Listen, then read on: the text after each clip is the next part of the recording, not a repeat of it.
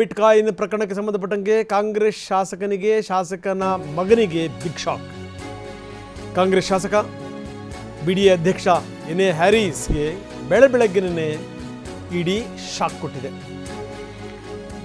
At A time ಬೆಂಗಳೂರಿನ Harris ಮನೆ ಮೇಲೆ ಜೊತೆಗೆ ಅವರ ಪುತ್ರನ ಮನೆಯ ಮೇಲೂ ಕೂಡ ರೇಡ್ ಆಗಿದೆ. ಗರುಡ ಮಾಲ್ ಹಿಂಭಾಗದಲ್ಲಿರುವಂಥ ಶಾಸಕರ ಮನೆ. ಬರೀ ಇಷ್ಟು ಮಾತ್ರ ಅಲ್ಲ, ಬೆಂಗಳೂರು ಸೇರಿದಂತೆ ಇತರೆ 12 ಸ್ಥಳಗಳಲ್ಲಿ ಇಡಿ ಪರಿಶೀಲನೆ ಮಾಡಿದೆ. ಇದಕ್ಕೆ ಸಂಬಂಧಪಟ್ಟಂಗೆ ಹಲವಾರು ವಿವರಗಳನ್ನು ಕೂಡ ಕಲೆ ಹಾಕಿದೆ. ಎನ್ ಎ ಹ್ಯಾರಿಸ್ ಮನೆಯಲ್ಲಿ ಅಧಿಕಾರಿಗಳು ಶೋಧ ಮಾಡ್ತಾ ಇದ್ದಾರೆ. ಬೆಳಗ್ಗೆನೇ 6:30ಕ್ಕೆ ಇಡಿಯವರು ಬರ್ತಾರೆ ಅಂತಂದರೆ ಅದು ಯಾವುದೇ ಸುದ್ದಿ ಸುಳಿವು ಯಾವುದು ಕೂಡ ಇರಲ್ಲ. ಏಕಕಾಲಕ್ಕೆ ದಾಳಿ ಮಾಡಿದರು. ಬೆಳಗ್ಗೆ 6:00 4 ವಾಹನಗಳಲ್ಲಿ ಬಂದರು. ಬರ್ತಿದ್ದಂಗೆ ಕಾರ್ಯಾಚರಣೆಗೆ ಇಳಿತಾರೆ. ಎನ್ ಎ ಹ್ಯಾರಿಸ್ ಮನೆಯಲ್ಲಿ ಇಂಚಿಂಚು ಕೂಡ ಶೋಧ ಕಾರ್ಯಾಚರಣೆ ಶುರುವಾಯಿತು. ಇಡಿಯವರು ತಳ ಬುಡ ಸೋಸಿಬಿಡ್ತಾರೆ. ಎಲ್ಲ ವಿವರಗಳನ್ನು ಕಲೆ ಹಾಕಿರ್ತಾರೆ. ಇದರ ಬಗ್ಗೆ ಯಾವ ಮಾಹಿತಿಯನ್ನು ಕೂಡ ಕೊಟ್ಟಿರಲ್ಲ. ಜೊತೆಗೆ ಸ್ಪಷ್ಟವಾದಂಥ ಮಾಹಿತಿ ಇಲ್ಲದೇ ಇಡಿಯವರು ಬಾಗಿಲು ತಟ್ಟಲ್ಲ. ಒಂದು ಸರಿ ಇಡಿ ಬಂತು ಅಂತಂದರೆ ಪ್ರಿಪೇರ್ ಆಗಿರಬೇಕು ಅಂತ ಅರ್ಥ. ಭಾಳ ಗಮನಿಸಬೇಕಾದಂಥ ಸಂಗತಿ. ಯಾಕಂದರೆ ಹ್ಯಾರಿಸ್ ಮುಂದೇನಾದರೂ ಈ ಸಂಪುಟ ವಿಸ್ತರಣೆ ಆಯಿತು ಅಂತಂದರೆ ಹ್ಯಾರಿಸ್ ಅವ್ರ ಹೆಸರು ಕೂಡ ಕೇಳಿ ಬರ್ತಾ ಇತ್ತು. ಅಂಥ ಸಂದರ್ಭದಲ್ಲಿ ಈ ಹ್ಯಾರಿಸ್ ಅವರಿಗೆ ಬಿದ್ದಂಥ ಏಟು ಇದೆಯಲ್ಲ, ಇದು ಸಾಮಾನ್ಯ ಅಲ್ಲ. ಇದು ಯಾಕಂದರೆ ಎನ್ ಎ ಹ್ಯಾರಿಸ್ ಭಾಳ ಕನವರಿಕೆಗಳಿರುವಂಥ ವ್ಯಕ್ತಿ. ರಾಜಕೀಯವಾಗಿ ಕೂಡ ಅವರು ತುಂಬ ಎತ್ತರಕ್ಕೆ ಬೆಳಿಬೇಕು ಅನ್ನುವಂಥ ಪ್ರಯತ್ನ ಮಾಡ್ತಾ ಇದ್ದಾರೆ. ಇಂಥ ಸಂದರ್ಭದಲ್ಲಿ ಈ ರೀತಿ ಬರೀ ಇಷ್ಟು ಮಾತ್ರ ಅಲ್ಲ, ಈ ಶಾಸಕ ಹ್ಯಾರಿಸ್ ಪುತ್ರ ನಲ್ಪಾಡ್ ಮನೆ ಮೇಲೂ ಕೂಡ ಏಕಕಾಲಕ್ಕೆ ದಾಳಿ ಮಾಡಲಾಯಿತು. ಈ ಬಿಟ್ ಕಾಯಿನ್ ವಿಚಾರಕ್ಕೆ ಸಂಬಂಧಪಟ್ಟಂಗೆ ಶ್ರೀಕಿ ಮತ್ತು ನಲ್ಪಾಡ್ ಸಂಬಂಧ, ಇವರು ಭಾರಿ ಆತ್ಮೀಯರು. ಶ್ರೀಕಿಗೆ ಒಂದಷ್ಟು ನೆಲೆ ಕೊಟ್ಟು ಶ್ರೀಕಿನ ತುಂಬ ಗುಡ್ ಟರ್ಮ್ಸಲ್ಲಿ ಇಟ್ಕೊಂಡಿದ್ರು ನಲ್ಪಾಡ್. ಇದರ ಬಗ್ಗೆ ಮಾಹಿತಿನ ಕಲೆ ಹಾಕಲಾಗಿದೆ. ಅಷ್ಟೇ ಅಲ್ಲ, ಇವರ ಜೊತೆಗೆ ನಡೆದಂಥ ವ್ಯವಹಾರಗಳು, ಈ 4.25 ಕೋಟಿ ರೂಪಾಯಿ ವ್ಯವಹಾರ ನಡೆದಿರೋದ್ರ ಬಗ್ಗೆ, ಅದರ ಬಗ್ಗೆಯೂ ಕೂಡ ಮಾಹಿತಿಯನ್ನು ಕಲೆ ಹಾಕಲಾಗಿದೆ. 6 ವರ್ಷಗಳ ಹಿಂದೆ ಇವರಿಬ್ಬರು ವ್ಯವಹಾರ ಮಾಡಿದ್ರಂತೆ. ಈ ಬಿಟ್ ಕಾಯಿನ್ ವ್ಯವಹಾರ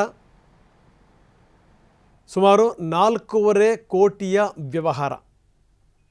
ಹೀಗಾಗಿ ಇದಕ್ಕೆ ಸಂಬಂಧಪಟ್ಟಂಗೆ ಇವರ ಮನೆ, ಕಚೇರಿಗಳು, ಅಲ್ಲೆಲ್ಲ ದಾಖಲೆಗಳನ್ನು ಪರಿಶೀಲಿಸಲಾಗಿದೆ. ಬರೀ ಕೇವಲ ಮೊಹಮ್ಮದ್ ನಲ್ಪಾಡ್ಗೆ ಮಾತ್ರ ಅಲ್ಲ, ಹ್ಯಾರಿಸ್ ಅವರ ಮತ್ತೊಬ್ಬ ಪುತ್ರನಿಗೂ ಕೂಡ ಇದರ ಬಿಸಿ ತಟ್ಟಿದೆ. ಮೊಹಮ್ಮದ್ ನಲ್ಪಾಡ್ ಸಹೋದರ ಉಮರ್ ನಲ್ಪಾಡ್ 2016-17ರಲ್ಲಿ ಆದಂಥ ವ್ಯವಹಾರ. 2016-17ರಲ್ಲಿ ಯಾವ್ಯಾವ ವ್ಯವಹಾರ ಮಾಡಿದ್ರಿ, ಎಷ್ಟರದ್ದು ವ್ಯವಹಾರ ಮಾಡಿದ್ರಿ, ಅದರ ಲೆಕ್ಕಾಚಾರಗಳೇನು, ಲೆಕ್ಕಪತ್ರಗಳೇನಾದರೂ ಇಟ್ಟಿದ್ದೀರಾ, ಇದಕ್ಕೆ ಸಂಬಂಧಪಟ್ಟಂಗೂ ಕೂಡ ಎಲ್ಲ ವಿವರಗಳನ್ನು ಕಲೆ ಹಾಕಲಾಗಿದೆ. PMLA ಕಾಯ್ದೆ ಅಡಿನಲ್ಲಿ ಈ ತನಿಖೆ ನಡೀತಾ ಇದೆ.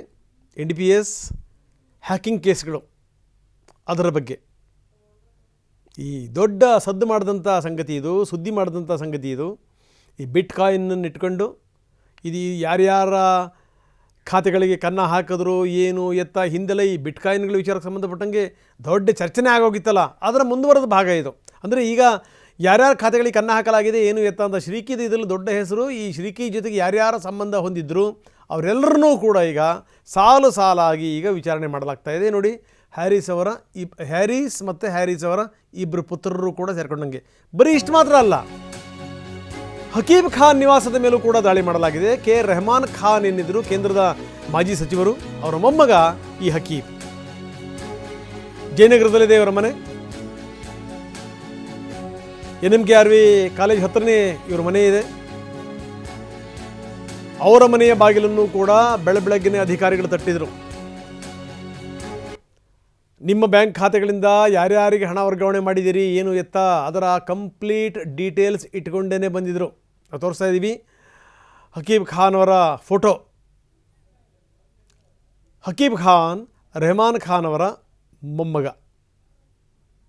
ನಿಮ್ಮ ಖಾತೆಗಳಿಂದ ಎಲ್ಲೆಲ್ಲಿ ಹಣ ವರ್ಗಾವಣೆ ಮಾಡಿದ್ದೀರಿ, ಯಾವ ಕಾರಣದಿಂದ ಹಣ ವರ್ಗಾವಣೆ ಮಾಡಿದಿರಿ, ನಿಮಗೂ ಮತ್ತು ಶ್ರೀಕಿಗೂ ಇರುವಂಥ ವ್ಯಾವಹಾರಿಕ ಸಂಬಂಧ ಏನು? 3 ಜನ ಅಧಿಕಾರಿಗಳು ಇವ್ರ ಮನೆಯನ್ನೆಲ್ಲ ಶೋಧಿಸ್ತಾ ಇದ್ದಾರೆ. ಇನ್ನು ಶ್ರೀಕಿನ್ ಬಿಡ್ಲಿಕ್ಕೆ ಸಾಧ್ಯನಾ? ಬಿಟ್ಕಾಯಿನ್ ಪ್ರಕರಣದ ಕಿಂಗ್ ಪಿನ್ನೇ ಈ ಶ್ರೀಕಿ. ಹೀಗಾಗಿ ಅವರ ಮನೆಯಲ್ಲೂ ಕೂಡ ಶೋಧ ಶುರುವಾಗಿದೆ. ಜಯನಗರದಲ್ಲಿರುವಂಥ ಅವರ ನಿವಾಸ, 4 CRPF ಯೋಧರ ಭದ್ರತೆಯ ಜೊತೆಗೆ ಅವರ ಮನೆಯನ್ನು ಶೋಧಿಸ್ತಾ ಇದ್ದಾರೆ. ಭಲೇ ಬುದ್ಧಿವಂತ ಈ ಶ್ರೀಕಿ. ನೋಡೋಕ್ಕೆ ಸ್ವಲ್ಪ ಆ ಥರ ಈ ನಗು ಗಿಗು ಆ ಥರ ಏನಪ್ಪ ಈ ತಿಕ್ಲ ಅಂತ ಅನಿಸ್ಬಿಡ್ತಾನೆ ನೋಡಿದ್ರೆ. ನೋಡಿ ಬರ್ತಿರೋ ರೀತಿ ಅದನ್ನೆಲ್ಲ ನೋಡಿ. ಪೊಲೀಸರು ಈ ಒಳಗಡೆ ಹಾಕಿದಂಥ ಸಂದರ್ಭದಲ್ಲಿ ಆವಾಗ ಬರ್ತಿರೋವಂಥ ರೀತಿ.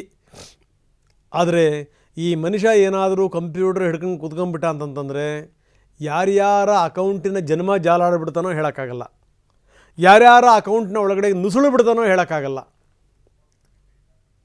ಅಂಥ ವಿಪರೀತ ಬುದ್ಧಿವಂತ.